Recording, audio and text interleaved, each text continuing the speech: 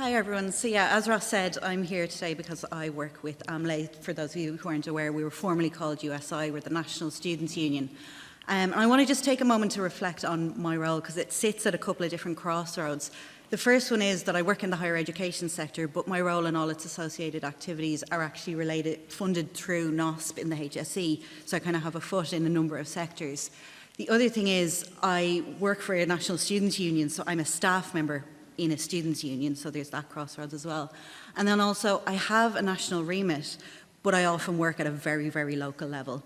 And sometimes when I'm in rooms like this where we're talking about healthy campuses and I'm thinking, well, I don't belong to an institution per se, so where does the work that I do that fits in?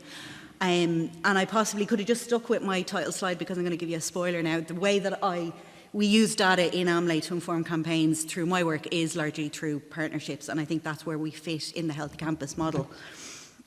So to give you a bit of a brief overview, I came into this role in 2019, about a month after they had published the Student Mental Health Report. And so I had a lovely 6 months of working with that where it was up-to-date data and everything, and then COVID happened and the world shut down. And very quickly that data became a little bit obsolete. During COVID then, some of our colleagues, Samantha's here today, worked on the HEA study, which is the drug use in higher education study, and that gave us some information on substance use. At that time, and this is what my third image here indicates, we'd no data on student gambling at all in Ireland.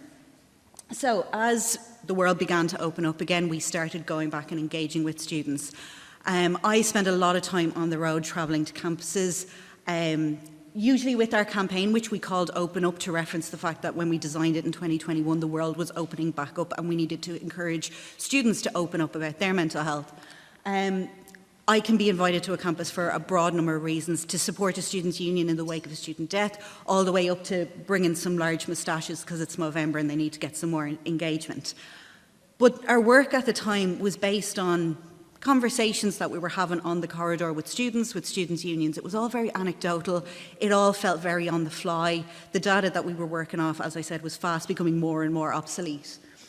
We have a number of, our Open Up campaign is largely an umbrella campaign. It allows us to adapt and be flexible to student need as we see it. And these are just a flavour of some of our ancillary campaigns that we run on a yearly basis.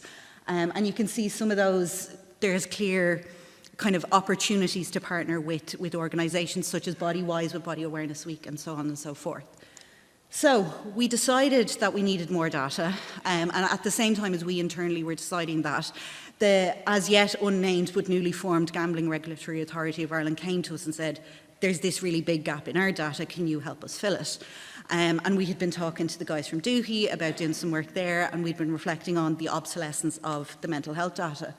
So in partnership with Dr. Elaine Murray in Ulster University, we put together a study that kind of encapsulated all three, which was important for us because we felt that there was probably interactions between the three different topics as well.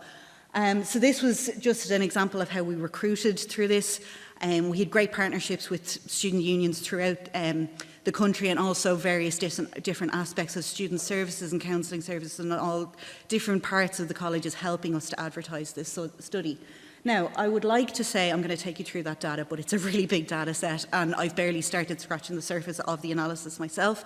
So I'm just going to pause for a second. That QR code will bring you to our initial findings reports if you want to have a look at them there. And we launched those just in February gone in DCU. And so where we are now is, where are our next steps? Our next steps are reaching out and building those partnerships. Sorry, Caroline, for putting a large picture of you up on screen without your notice. But these are some of the key partnerships that we're working with. We're working with Shine because one of the big findings that's coming out of the initial data is that stigma is still a really big issue. We'll obviously continue working with the GRAI. We'll continue our very embedded work with NOSP and with the HSE, with the Healthy Campus team, unfortunately not with Caroline herself, but with the wider team, and with PSHE as well, who we've a good working relationship with. So that's the long and short of it, really. Within that crossroads perspective, oftentimes I'm the middleman. I'm introducing an NGO to a students' union. We're hoping to kind of embed that more and facilitate that work more going on. Yeah, that's me. Again, that'll bring you to more of the work that we're doing within AMLA in the mental health space. And if anybody wants to contact me, if they have any questions or want to know more about our work and our research, that's my email there. Thank you very much.